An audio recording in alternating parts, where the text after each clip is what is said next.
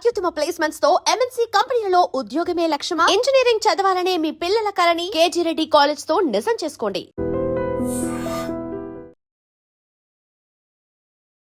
నమస్తే అమ్మా.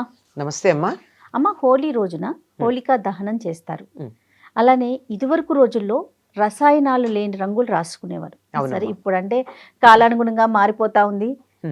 అంటే పండుగలన్నీ కూడా ఇప్పుడున్న కాలాన్ని బట్టి మనం అందరం జరుపుకుంటూ ఉన్నాం. అసలు ఇదివరకు రోజుల్లో ఎలా జరుపుకునేవారు? హోలికా దహనం అసలు ఎందుకు చేసేవారమ్మా? దీని వెనకాల ఏమైనా ప్రత్యేకమైన ఏమైనా కథ ఉందా? ఉందనే చెప్తారమ్మా. హిరణ్యకశిపుడికి సోదరి హోలిక. ఆవిడికి అగ్నిలో పెడితే కూడా దహించబడదు అనేటటువంటి ఒక వరం ఉందిట. అందువల్ల ప్రహ్లాదుణ్ణి రకరకాలుగా సంహరించడానికి ప్రయత్నం చేశాడు, విష్ణు భక్తుడు అనేటటువంటి కారణంగా. అంటే ఎలా ఉంటుందో, ఒక భక్తులైనటువంటి వాళ్ళు కూడా దేవుడు కూడా నేను పూజించే దేవుడినే నువ్వు పూజించాలి, నువ్వు పూజించే దేవుడు నాకు ఇష్టం లేదు అనే మాట ఎప్పటి నుంచి ఉంది? హిరణ్యకశిపుడు అంతకుముందు నుంచి ఉంది. అంటే ఇట్లాంటి వాళ్ళంతా నా దేవుడిని పూజించకపోతే నిన్ను చంపేస్తాను అన్న వాళ్ళంతా హిరణ్యకశిపుడి జాతి వాళ్ళని మనం చెప్పుకోవచ్చు. కాదమ్మా, దేవుడిలో కూడా నీ దేవుడు ఏంటి, నా దేవుడు ఏంటమ్మా? దేవుడు ఒక్కడేనమ్మా కదా. మరి అనేక రకాల పేర్లు పెట్టుకుంటాం మనం. అదే కదా, పేర్లు ఏకం సత్ విప్రా బహుధా వదంతి. కానీ కొంతమందికి ఏమిటంటే నే పూజించే దేవుడు గొప్పవాడు. ఓకే, నీకు అది నచ్చింది, నువ్వు ఆ రూపంలో ఉన్న దేవుడిని పూజించు, అంతేగాని నన్ను పూజించమని బలవంతం చేయకు. అది కూడా పర్వాలేదు.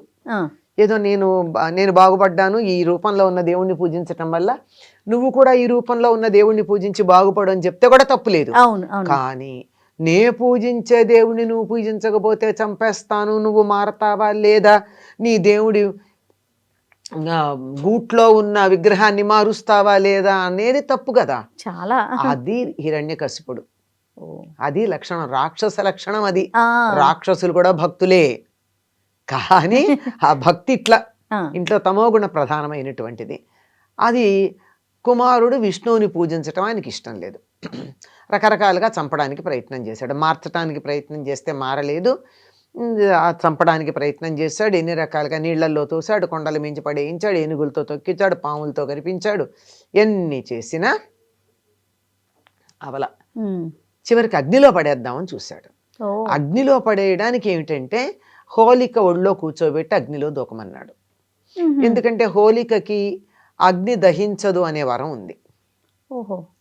ఆ కారణంగా హోలికని ఒళ్ళో కూర్చోబెట్టుకోమంటే మేనత్తే కదా, కూర్చున్నాడు, అగ్నిలో పడేశాడు. అగ్నిదేవుడు హోలికని దహించి ప్రహ్లాదుని బయటికి తెచ్చాడు. అది పిల్లల్ని రక్షించేటటువంటి దాన్ని ప్రార్థించుకుంటూ, పిల్లల్ని దాన్ని హింసించేటటువంటి చెడగొట్టేటటువంటి రోజుని హోలీ పండుగగా మనం చేసుకుంటున్నాం. ఇది దీనికి సంబంధించిన మూల కథ. అందుకని ఆ హోలికని దహనం చేయడమే హోలీ పండుగ నాడు మనం ప్రత్యేకంగా దానం చేయడం లాగా చేస్తూ ఉంటాం. అంతేకాకుండానమ్మా ఈ రోజున కామదహనం అన్నది చేస్తారు. కామదహనం అంటే మన్మధుణ్ణి తగలబెట్టడం. శివుడు సతీ వియోగం తర్వాత ఆవిడ దాక్షాయణిగా శరీరం వదిలేసింది కదా సీతాదేవి. ఆ తర్వాత ఆవిడ శరీరం వదిలేసిందని బాధ కొద్దీ ఆయన తపస్సు చేసుకుంటూ ఉంటే ఈ దాక్షాయణి పర్వతరాజు అయినటువంటి హిమవంతుడికి కుమార్తెగా జన్మించింది. దానికి కూడా కారణం ఏమిటంటే హిమవంతుడి భార్య మేనాదేవి ఎప్పుడో అమ్మవారిని ప్రార్థించి సంవత్సరంలో వచ్చే 24 అష్టములు అమ్మవారిని పూజించింది. భవాన్యష్టమి అంటారు. 24 అష్టములు వస్తాయి కదా, నెలకి 2 చొప్పున. ఈ 24 అష్టములు పూజించింది. అమ్మవారు సంతోషించి నీకేం వరం కావాలంటే నా కూతురుగా పుట్టవా అని అడిగిందిట. అందుకని దాక్షాయణిగా శరీరం వదిలేసినటువంటి సతీదేవి హిమవంతుడి భార్య అయిన మేనాదేవికి కూతురుగా పుట్టింది. పర్వతరాజపుత్రి గనక పార్వతి పెట్టారు. ఆవిడికి మరి పూర్వజన్మ వాసన ఆవిడకి ఉంది. అందువల్ల శివుడు భర్తగా కావాలని కోరుకుంది. ఆయనేమో తపస్సు చేసుకుంటూ ఉన్నాడు. ఆ సమయంలో తారకాసుర సంహారం కోసం శివుడి కుమారుడైతే తప్ప తారకాసురుని సంహరించలేడు అని దేవతలందరూ ఆ తపస్సు నుంచి ఆయన్ని మళ్లించటం కోసం మన్మధుడిని పంపించారు. అవును. ఆయన వెళ్ళి పార్వతీదేవి ఈయన పాదాల దగ్గర పూలు పెట్టడం ఆ సందర్భం చూసుకుని పూలబాణం వేశాడు, మన్మథ బాణం వేశాడు. వేసేసాడు. మన్మథ బాణాలు పూలే, ఆహా. కానీ ఆయన ఎప్పుడు రెండోది వాళ్ళ, మొదటి బాణానికే అటువంటి వాళ్ళైనా లొంగిపోయారు. ఆహా. ఆయన మన్మధుడు ఎప్పుడు రెండోది రెండో బాణం వాళ్ళ ఆయన దగ్గర 5 ఉంటాయి. మన్మధుడి దగ్గర. మన్మధుడి దగ్గర ఓ. అరవిందం, ఆహా. తామర పువ్వు, ఆ. నవమల్లిక అప్పుడే వికసించిన మల్లె పువ్వు, నీలోత్పలం నల్ల కలువ, మామిడి చిగురు, అశోకం. ఈ 5 ఆయన బాణాలు. కానీ ఆయన పద్మం తప్ప రెండో బాణం వాడినట్టు ఎక్కడా లేదు. ఓ. మొదటి బాణానికే అట్లా మెత్తని బాణాలు కదమ్మా, ఆ. ఎక్కడ గుచ్చుకోవాలో అక్కడే గుచ్చుకుంటాయి. దాంతో ఆయన ఏమిటంటే తపస్సులో ఉన్నాడు కదా, ఇలా కళ్ళు తెచ్చాడు తపోభంగమై. ఆయనేం మన్మధుడికి లోబడలా, కానీ తపోభంగమైంది. ఓకే. తపోభంగమై ఇలా చూసేప్పటికి ఆ తెరవడం 3 కళ్ళు తెరిచాడు. ఉమ్. దాంతో మన్మధుడు భస్మమైపోయాడు. భస్మమైపోయాడు. ఇది జరిగినటువంటి రోజు దీన్ని కామదహనం చేస్తాం. ఆ రోజున మనం హోలీ పండుగ ఆ జరుపుకుంటాం. మర్నాడు హోలీ. ఓకే, దహనమైన మరునాడు. మర్నాడు ఉమ్. ఎందుకు అంటే పెళ్లి చేసుకునేటప్పుడు పిచ్చి కోరికలతో చేసుకోకూడదమ్మా. ఉమ్. ఆ కామం దాటితే ఉండేది ప్రేమ. కామాన్ని తగలబెట్టండి, ప్రేమ ఉంటుంది. Yes, super. ఇవాళ అందంగా ఉన్నారని ఒకళ్ళనొకళ్ళు చూసి ఇష్టపడి ఉమ్. కాముకులై పెళ్లి చేసుకుందాం అనుకుంటారు. రేపొద్దున ఏదో కారణంగా అందం పోతే కదా, మరి లౌకికమైన భౌతికమైనటువంటి ఆశలకు లోబడి కోరికలకు లోబడి వివాహాలు గనక చేసుకున్నట్టయితే ప్రేమలు నిలవవు. నిలవవు. ఎస్. కనుక మీరన్నట్టు శాశ్వతమైన ప్రేమ కావాలంటే ముందర కామం దహించాలి, ఆ తర్వాత ప్రేమ ఉండాలి. చూడండి అమ్మా, 40 ఏళ్ళు అయింది పెళ్ళయి అంటే వాళ్ళకి 60-65 ఏళ్ళు ఉంటాయి. ఎంత ప్రేమగా ఉంటారమ్మా. వాళ్ళ మధ్య శృంగార సంబంధమైనటువంటి బంధం ఉందని అనుకుంటామా? అస్సలు. కానీ నిజమైన ప్రేమ అప్పుడు ఉంటుంది. ఒకళ్ళ కోసం ఒకవేళ ఊరెడితే మా ఆవిడకి పాపం సమయానికి కాఫీ పడకపోతే చికాగ్గా ఉంటుంది, ఇచ్చారో లేదో అని ఈయన అనుకుంటాడు. ఆయన సమయానికి అన్నం తినకపోతే నీరసపడతాడని ఆవిడ అక్కడ దిగులు పడుతూ ఉంటుంది. అది ప్రేమ. అంతేగాని లౌకికమైన ఆకర్షణలు, అలంకారాలు చేసుకుని, మంచి మంచి నగలు పెట్టుకుని, మంచి బట్టలు కట్టుకుని ఒకళ్ళనొకళ్ళు ఆకర్షించుకునేది కాదు. ఆకర్షణ దాటితే ప్రేమ ఉంటుంది అని చెప్పడానికి సంకేతం కామదహనం. అవును. అందుకని దాన్ని దహించాలి. అది జరిగేది హోలీ పూర్ణిమ నాడు. ఎంత చక్కని విషయం అమ్మా. ఆ రోజుల్లో ఎట్లా జరుపుకునేవారమ్మా? రసాయనాలు వాడని పూర్వకాలంలో దీన్ని మదనోత్సవం, కామోత్సవం, వసంతోత్సవం ఇలాంటి పేర్లతో పిలిచేవాళ్ళు. ఈ పేర్లతో పిలిచినప్పుడు ఇది వసంత ఋతువు ప్రారంభం. అవును. అంటే నిజానికి వసంత ఋతువు మనకి ఇంకా రాల, ఉత్తర దేశానికి వచ్చేసింది. వాళ్ళు మనకన్నా 15 రోజులు ముందు ఉంటారు కదా. అవును. లెక్కల ప్రకారం వసంత ఋతువు వచ్చేసింది. మనకు కూడా వసంతారంభం అయినట్టే హోలీ పండగ దగ్గర నుంచి మనకి మల్లెపూలు వస్తాయి, అన్ని రకాల పూలు వస్తాయి, చెట్ల నిండా పూలు పూస్తాయి. ఈ పూలల్లో ఉన్న పుప్పొడితో కొట్టుకునేవారు వాళ్ళు. చాలా కొన్ని పూలకి ఎంతంత పుప్పొడో ఉంటుంది, పాలెన్ అంటారు అది. అందుకే ఆ రంగులో ఉండే ద్రవాలే ఎక్కువ కొట్టుకుంటూ ఉంటాం. తర్వాత పచ్చకర్పూరం, మంచిగంధం, కస్తూరి, పన్నీరు, వీటితో పిచికారి చేసుకుని రంగులు కొట్టుకునేవాళ్ళు. అంతేకాకుండా ప్రత్యేకంగా కొన్ని రకాల పుష్పాలు ఉన్నాయి, ఈ ఋతువులోనే పూస్తాయి. ఇంతంత పుష్పాలు ఉంటాయి అవి.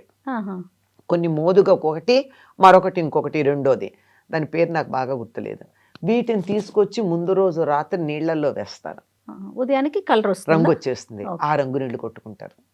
వీటి వల్ల ఏ రకమైన హాని ఉండదు. గంధం కొట్టుకున్నారనుకో ఒంటికి చల్లదనం హాయిగా ఉంటుంది.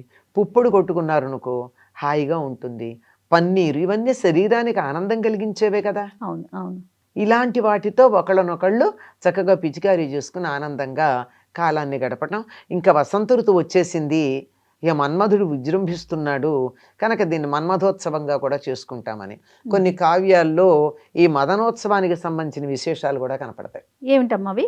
అంటే వాళ్ళు చక్కగా మామిడి తోటలకు వెళ్ళి, మామిడి చెట్లు అప్పుడే చిగురించి పూలు పూస్తూ ఉంటే, ఎక్కడన్నా ఉంటే పింద ఉంటుంది, లేకపోతే లేదు. ఆ చెట్ల కింద కూర్చుని పుప్పొడితో ఒకళ్ళనొకళ్ళు చక్కగా అక్కడే మన్మధుడిని రతీదేవిని పెట్టుకుని వాళ్ళిద్దరిని పూజించి ఆ తర్వాత విలాసంగా ఆ తోటలన్నీ తిరుగుతూ ఒకళ్ళపైన ఒకళ్ళు ఈ వసంతం చల్లుకుంటారు. దీన్ని వసంతం అని పేరు. వసంతం ఏమిటి అంటే వసంత ఋతువులో వాడేటటువంటి ద్రవం గనక దానికి వసంతం అని పేరు. అది ఇలా. రైట్ అమ్మా, చాలా సంతోషం. పండగ గురించి పూర్తిగా అంటే చాలా చాలా కొత్త విషయాలు ఏ విధంగా జరుపుకునేవారు, చాలా మంచి సమాచారం అమ్మా. నమస్తే. నమస్తే అమ్మా. And for more videos, Please subscribe to iDream. Please subscribe to iDream. Please subscribe iDream. And please subscribe to iDream. For more videos, subscribe to iDream. please like, share and subscribe to the channel. Congratulations, iDream. Subscribe to iDream. Subscribe to iDream. So subscribe to iDream Media. iDream ki iDream team andarki huge congratulations. Please subscribe iDream Media. Please subscribe to iDream. Subscribe iDream. Please subscribe to iDream. iDream అంటే నా కళల channel subscribe చేసుకున్న నోరు తిరుగుతలేదు, మీరైతే గంట గుర్తు కొట్టండి. For more such videos, please subscribe to iDream. Subscribe to iDream. Please subscribe to iDream. Please subscribe iDream Media. Please do subscribe to iDream. Please subscribe to iDream Media. For best entertainment and information, please subscribe iDream. And don't forget to subscribe to iDream.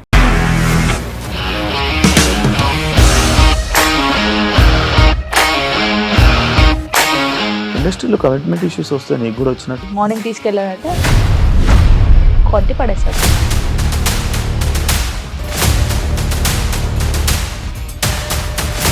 ఒక్కళ్ళు కూడా చూడలేదు ఈ cinema అని చెప్పడానికి కూడా చాలా ధైర్యం కావాలి. అది నిజం కదా, దాంట్లో ధైర్యం ఏంటి? ఇది నెక్స్ట్ డే ప్లేట్ మార్చేస్తే తప్పు కదా. As of now we're comfortable this అని నేను అనుకుంటున్నాను. రష్మిక గారిది మీది ఒకే ఊరు అంట కదా.